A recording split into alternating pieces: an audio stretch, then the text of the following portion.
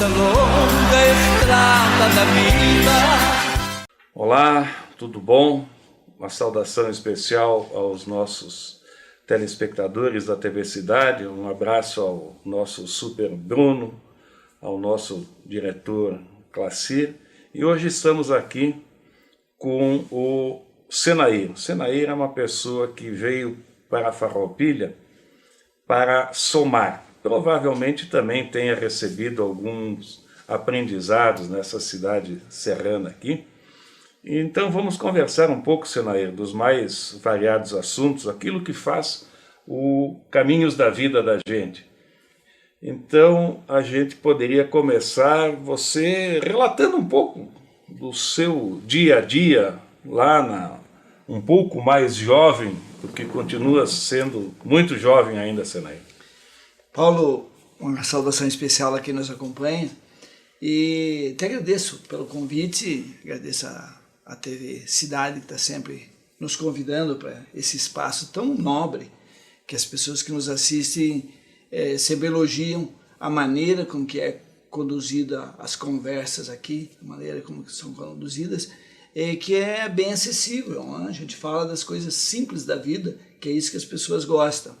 Então, eu te agradeço o convite e quero dizer que eu tive uma vida, vinha a Farroupilha já com 40 anos, 40 e alguma coisa já. Mas, saindo da adolescência. Saindo da adolescência. Mas eu tive uma vida muito sofrida, com muitas dificuldades. Quando eu falo da juventude de hoje, e agora já é um tempo que não falo, mas falei até pouco tempo atrás, principalmente esse pessoal do projeto Pescar em Caxias, que é de conhecimento, um projeto muito interessante, que leva aquelas crianças em piores situações de risco às vezes, 9 meses para uma sala de aula onde eles aprendem de tudo. Então a gente ia lá dar um recado. E eu contava da minha história de vida e eles ficavam impressionados. A gente era para falar 1 hora, nós ficávamos 2 horas trocando perguntas e respostas porque era uma curiosidade. Então eu fazia um desafio.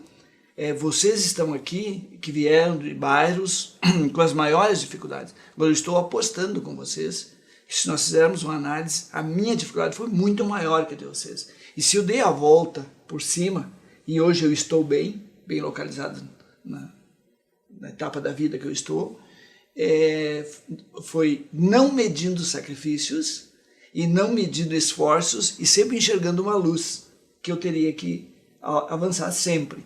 Então, não é porque você nasceu em dificuldade que você não tem a obrigação de tentar sair disso.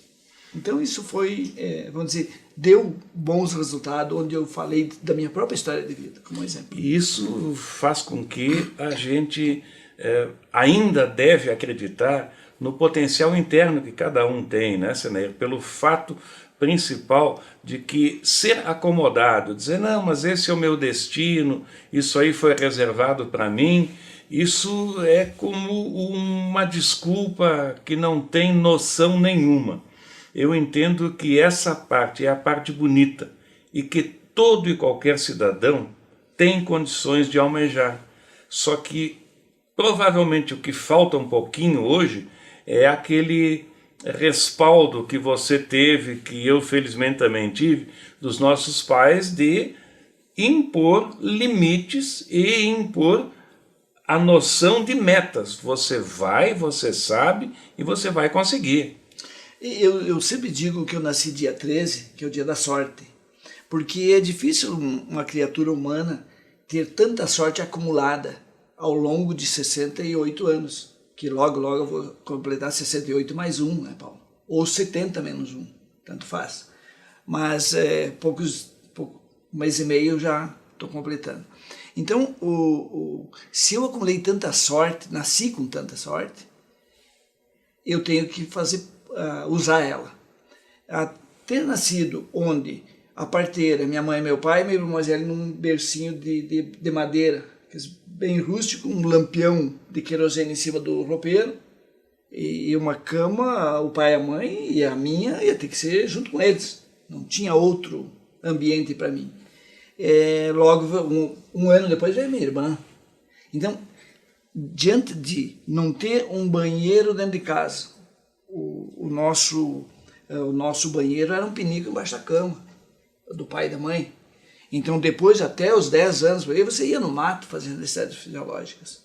Porque não tinha... Depois inventaram uma patente, casa de madeira, lá no meio do potreiro. Que os alemães dizem capunga. Eu não conheço o termo, capunga. Então, isso é sorte. Por quê? Porque diante de todas essas dificuldades, qualquer evolução que você consegue é lucro. Então, quando você vai para a escola e consegue uma certa facilidade... E voltando um pouquinho, o meu pai e minha mãe são O negativo. Meu irmão mais velho dizem que por ser o primeiro era só uma vacina, sei lá o quê. Há controvérsias nisso. E o segundo tem que fazer transfusão de sangue, senão ele morre. Olha, eu ainda não morri. Talvez seja a fórmula do cara durar mais de 100 anos, talvez. Porque... No mínimo o dobro, né? No mínimo o dobro. No mínimo o dobro. E aí veio toda uma galera, vieram mais 4 depois. Eu sou o segundo, somos em 6, e ninguém morreu. E o único O negativo da família sou eu. Eu, o pai e a mãe, então. Então, assim, mais uma sorte, sobrevivi. Depois, você pega tudo que vem que você conhece. Catapora, varicela, cachumba, tosse comprida, que agora é coqueluche. Mas lá era tosse comprida, não terminava nunca aquilo. E aí veio todo o resto e a gente foi sobrevivendo. Andar de pé descalço até 10, 11 anos. E a vizinhança, como era o ex-escravo, andava pelado até os 7, 8 anos até ir para a escola, todo mundo pelado depois que ia para a escola. Então a mãe costurava e o pessoal naquela dificuldade toda. Então se eu tinha dificuldade, eu olhava em volta e outros tinham mais dificuldade ainda. Então isso, o que o pai disse um dia, nós trabalhando lá na roça, com menos de 6 anos já nascia na roça, com o pai e a mãe, fazer o quê? Aí o pai disse, quando você crescer mais um pouco, você vai continuar estudando porque o mais velho tem que ficar comigo, eu preciso um braço direito, imagina, e já 3, depois 4, depois 5, depois 6, só um trabalhando, porque a mãe, com a barriga desse tamanho, não ajudava. E aí a gente, logo em seguida, eu comecei a participar, a minha irmã então ficava com a mãe, eram as 3, mas ele disse, eu vou abrir mão para que você tem facilidade, a professora sempre elogiava muito, e aí tu te esforça mais ainda. E tu tem uma certa facilidade, então tu vai continuar estudando. E a minha tia sempre dizia, olha, até agora, ela já era professora, quando eu entrei para a escola, ela era professora há uns 8 anos, quem sabe, e ela disse, o aluno mais inteligente, ela chamava inteligente, a capacidade de aprendizado, né, que eu tive até agora. Então o pai se entusiasmava, e quando eu terminei o 4º ano primário, ele me colocou 6 quilômetros longe, para que eu fizesse o 5º ano primário. Mas aí o sacrifício aumentou. Levantar às 4 da manhã, encilhar um burro, fazer um café preto com pão de milho, voltava, montava no burro, no escuro ainda, né? Mês de abril, maio, escuro total. Para fazer 6,5 km, 7 km para chegar na escola. Então, quando o pai precisava do burro para colher o milho, vai a pé. Chegou num ponto, já não faltava, nunca faltei. Mas a professora viu que a situação estava piorando, com frio, pouca roupa, e me convidou para morar com ela. Mais uma sorte.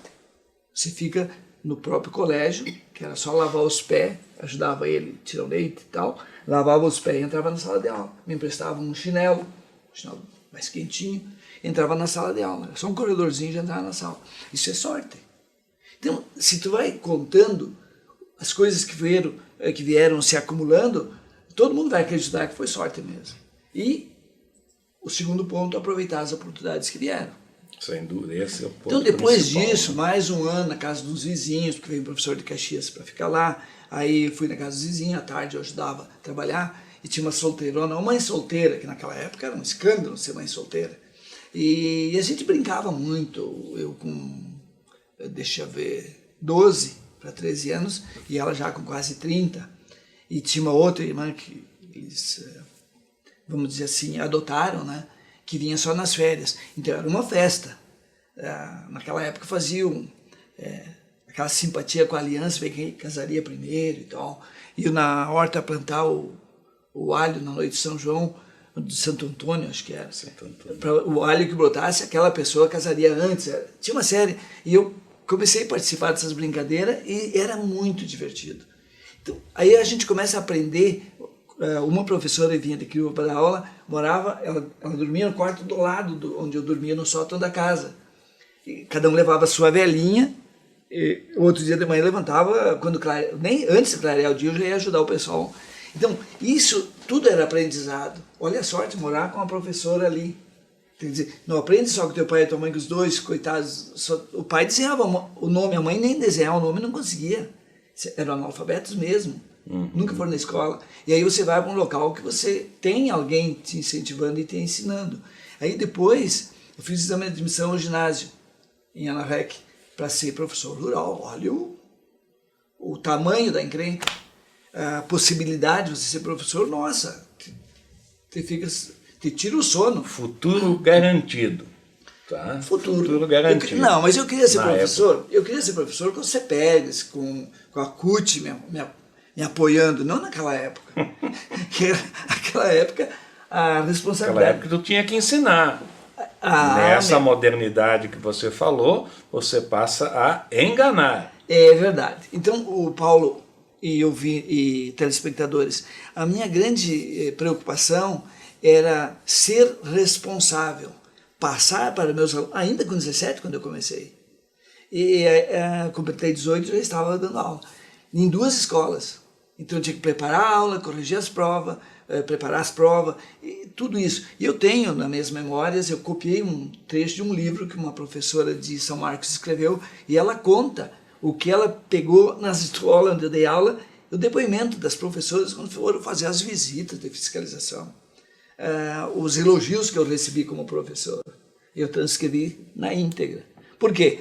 Porque era uma época em que a gente tinha vamos dizer assim, uma preocupação, às vezes até desmedida, em fazer a coisa certa. Por quê? Porque eu era uma das 3 pessoas da Santíssima Trindade lá. Eu sempre brinco com isso, mas é real. Quem eram as pessoas mais importantes que existiam lá? E 7 quilômetros longe uma escola da outra, e eu ia a pé e voltava. Inverno e verão, só que eu calçava bota, né? Eu depois, não comprei pala aquele ano ainda, mas andava mais agasalhado. Mais agasalhado. Mas eu fazia os 7 quilômetros a pé e voltava entre uma escola e outra. Porque tu chegava numa festa, e eu tive isso muito presente, que todo mundo elogiava, iam falar com o professor, como se o professor estivesse no andar de cima, em cima do degrau. Sempre pedestal. Aqui, ó, né? Então, depois eu comecei com essa brincadeira que eu era uma das pessoas. E era mesmo na época, é só observar. Era o padre, o delegado e o professor. O respeito com que os pais dos alunos conversavam com a gente é impressionante, não dá de acreditar. Eu estou tentando escrever nas minhas memórias a coisa bem detalhada para quem lê daqui não sei quantos anos entender que nós vivemos nessa época. Que essa época existiu realmente. Porque parece fantasia. Parece viagem, que você chegava numa casa, eu fiz o centro escolar de 1970, a cavalo, com o material todo do Espeçuelo, passei rio cheio, quase fui rio abaixo, a cavalo, porque choveu os 4 dias que eu fiquei fazendo o centro escolar, choveu os 4 dias, vestido de capa, chapéu na cabeça, calçado de bota e a cavalo. Eu chegava na casa de um peão de fazenda, por exemplo, as crianças sumiam tudo. Nem meus alunos não apareciam. Tu enxergava no nó de pinho que tinha caído na parede, tu via um olho lá. O mais engraçado era o baile, né? O baile de festa, tá? Foi com meu padrinho, onde eu morava, né? Minha madrinha. Cheguei lá, esse é o professor.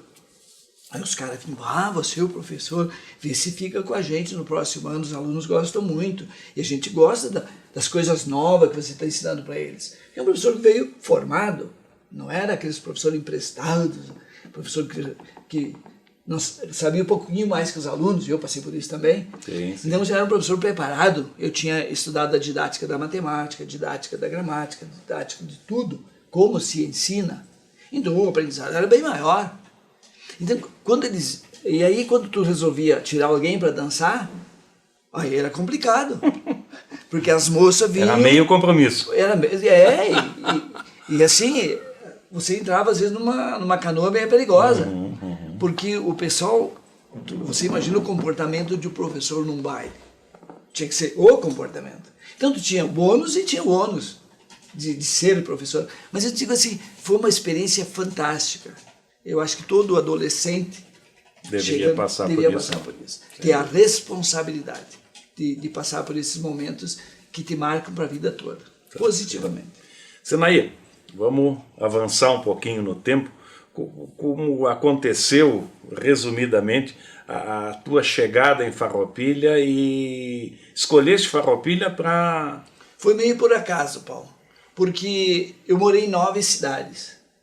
Depois que eu parei da aula, eu vim para Caxias, passei um período em Caxias, São Marcos, aí depois fui convidado para uma missão em São Paulo, gostei. Quando nem cheguei a concluir a missão de reorganização de um escritório, que eu fiz ciências contábeis, né? Aí me deslocaram para Uruguaiana para assumir a gerência da filial internacional da rodoviária Miquelon. Então, com 26 anos. Então, a responsabilidade em cima da responsabilidade. E experiência fantástica também.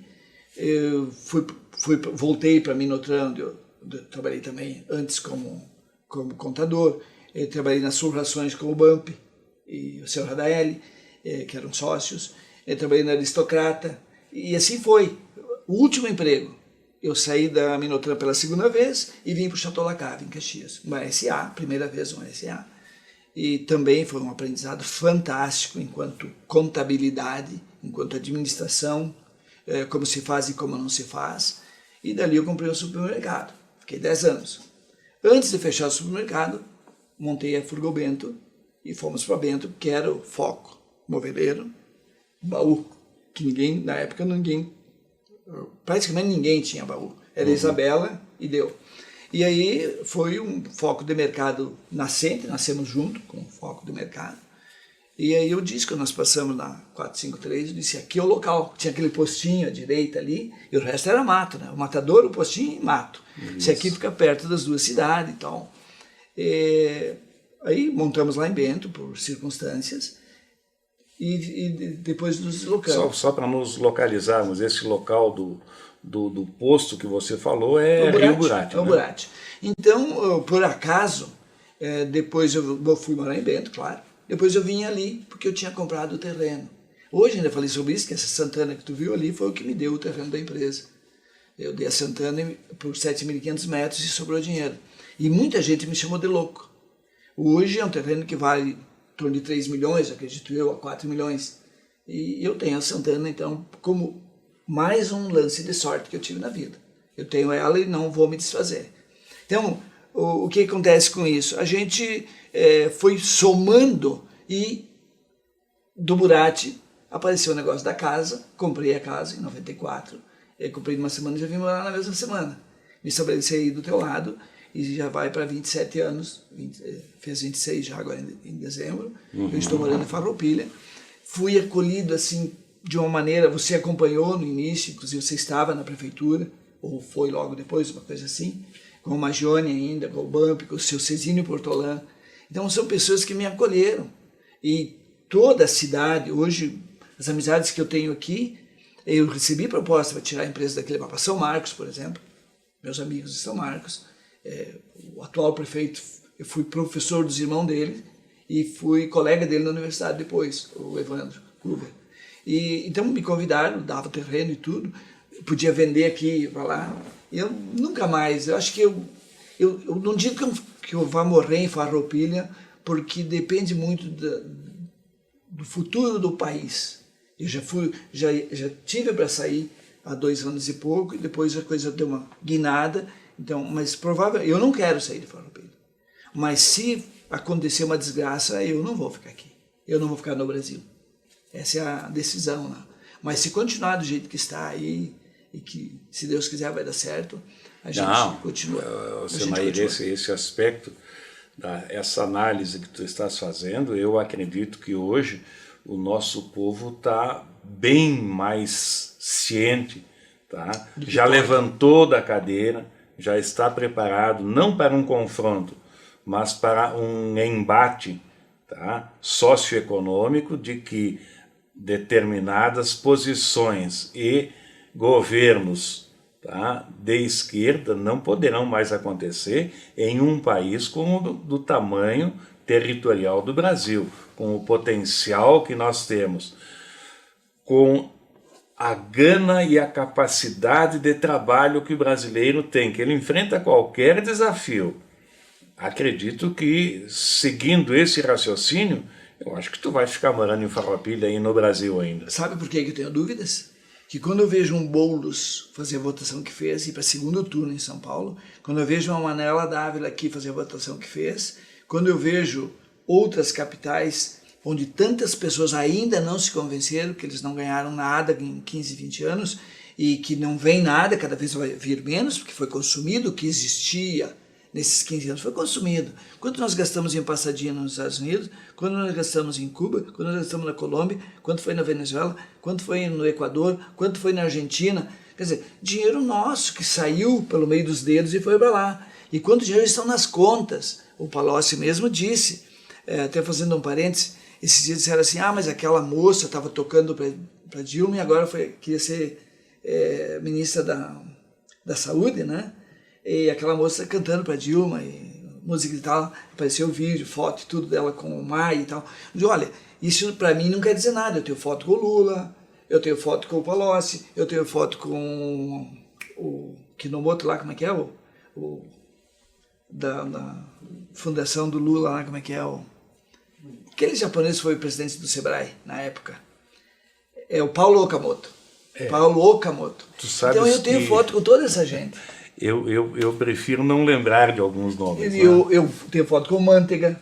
Então, a foto não quer dizer nada, porque eu era presidente da garantidora de crédito e fui em diversos, até com a Marta Suplicy eu só não tenho, porque ela não foi no encontro que nós tínhamos lá em Brasília, no ministério dela. Então, isso para mim não quer dizer nada. O que quer dizer é o seu currículo. O que eu fiz até ali, o que eu fiz dali para cá. Isso é o meu currículo. E o currículo dessa médica, eu quero saber, ela abraçar o Maia e o Gilmar Mendes não quer dizer muita coisa, mas talvez ela tenha. Por exemplo, eu posso citar o exemplo do Fachin. O Fachin, megafone em punho, fazendo campanha para o PT. Eu quero fazer uma analogia com Lewandowski, que ele criou aquela jabuticaba brasileira para não tirar os direitos políticos da Dilma. Aí o povo mineiro, que não é burro, não é otário, deu a resposta. Então eu espero que o nosso povo brasileiro acorde de vez. Porque eu não sei nada contra. Eu tenho um primo que é socialista. E quando a gente conversa, eu respeito a opinião dele. Ele respeita menos a minha do que eu a dele. Mas eu mostro para ele que se eu conseguir sair lá do fundo do agudo, não precisei roubar. Na minha vida sempre eu conto a minha vida e tenho amigos daquela data que estão aí amigos que me acompanharam uma vida toda. Nunca precisei roubar. Eu não estou rico, mas eu vivo suficientemente bem. Aquilo que eu preciso eu tenho. Suficiente. Que nem diz meu pai, para dar de bermuda e chinelo dentro custa barato. Então para trabalhar. Meu pai resumiu. Então, Paulo, se isso é uma verdade, por que eu tenho que acreditar numa nova ordem mundial? Eu disse, uma vez numa discussão, eu acho que tem que marcar posição, né? Uma vez numa discussão, presidente do sindicato dos servidores públicos nacionais, federais, presidente do sindicato não sei do que, só assim, ali na UX, saídas para a crise de 2008. E aí eu fui o último a falar. Todo mundo dizia que a empresa tinha que fazer isso, a empresa tinha que fazer aquilo, a empresa, os empresários. Chegou na minha vez, eu era o único representante dos empresários, já não era ainda presidente da SIC, se não me engano, em 2008, já não era mais presidente da SIC. Chegou na minha vez, eu cheguei e disse, olha, eu não tenho o que dizer, o problema está resolvido. A empresa nacional é a vaca, é só carnear e fazer o churrasco, está resolvido. Ela pode tudo, então vamos quebrar de uma vez e acabou. E os velhinhos ficaram me olhando, porque tudo cabelo branco. E aí eu disse o que eu pensava que estava acontecendo no país em 2008. Naquele momento. É isso, mais isso, mais isso. Tem que mexer nisso, daquilo. Mesmo que eu acho que tem que mexer, hoje eu disse naquela época. Por que um ex-presidente tem que ganhar nos últimos 5 anos 5 milhões para as suas despesas? 1 milhão por ano. Está aí, eu fiz um comentário hoje de manhã sobre isso.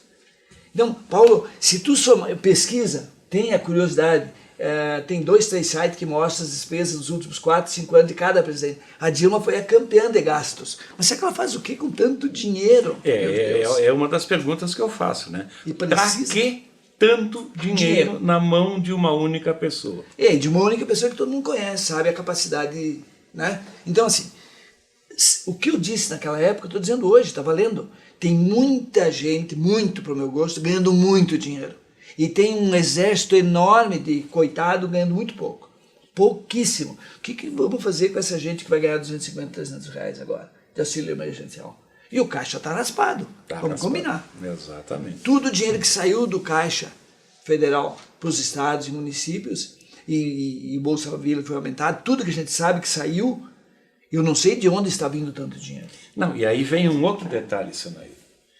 Ainda estamos realizando obras agora. Exatamente. Estamos construindo estradas, estamos terminando obras que foram iniciadas, que normalmente um governo iniciava, esquecia todo o restante que tinha sido feito.